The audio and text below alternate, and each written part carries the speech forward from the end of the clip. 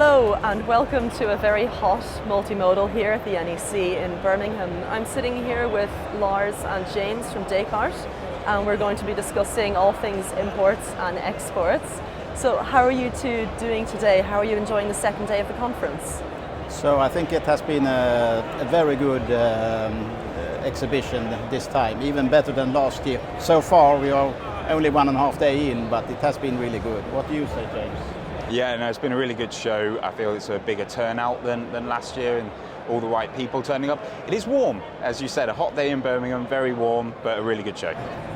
So tell me, now that Brexit has finished up, what are the trends that you're noticing? Yeah, so I think often when you talk Brexit, at least in the UK, you think about the UK, but Brexit actually influenced the rest of mainland Europe also, because there was a lot of companies in rest of Europe doing trade and business with UK that were now forced to do declarations, and was a big uncertainty on how this is going to work with UK and so on. And so it has actually influenced not only UK but the rest of mainland Europe, because there was a lot of trade with UK. So, and James, what is your opinion? Yeah, as Lars alluded to, customs clearance was the biggest area, or one of the biggest areas that really got hit by Brexit. And at the time when it happened, there was so much uncertainty around what would need to be done to clear things through the border. And I think a lot of companies just focused on be compliant, get a solution in place, keep goods coming in and out, survive, basically. They just needed to keep their business running. Now the dust has settled a little bit now, and what we're seeing is the trend is changing.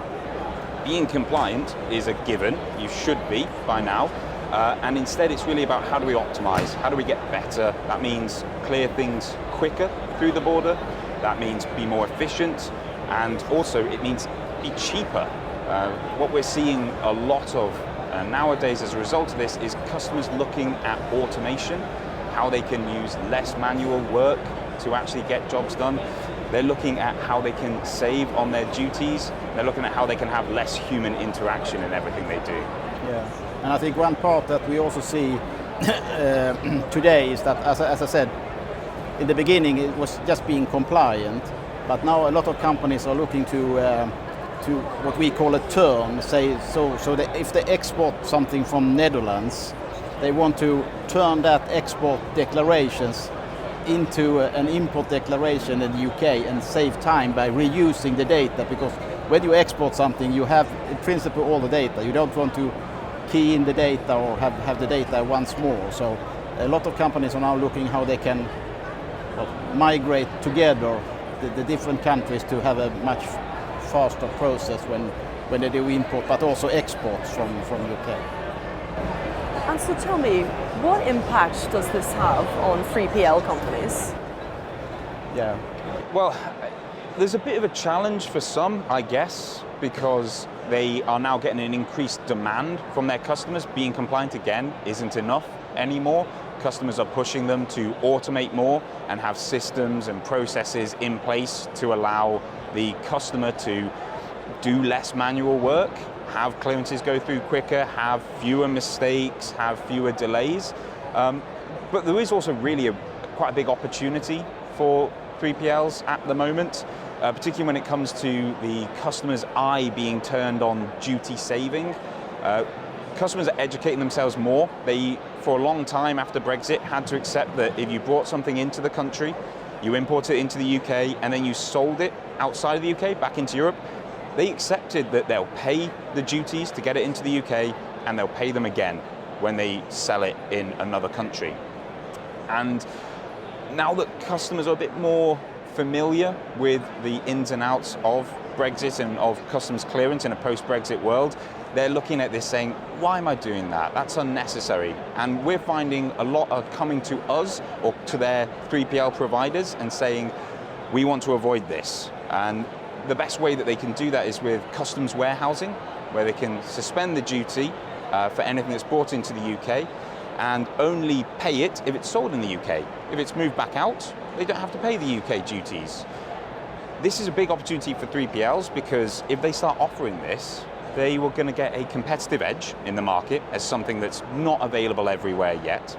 And they're also going to be able to sell it as a service onto their customers, that they can offer something that will save them real money, and they'll be keeping up to date with what the companies who are moving products in and out are asking for. So could you guys give me an overview of what you're doing at Descartes and what your plans are looking into the future? Yeah, so I think at Descartes we are helping companies that have logistics as a competitive advantage.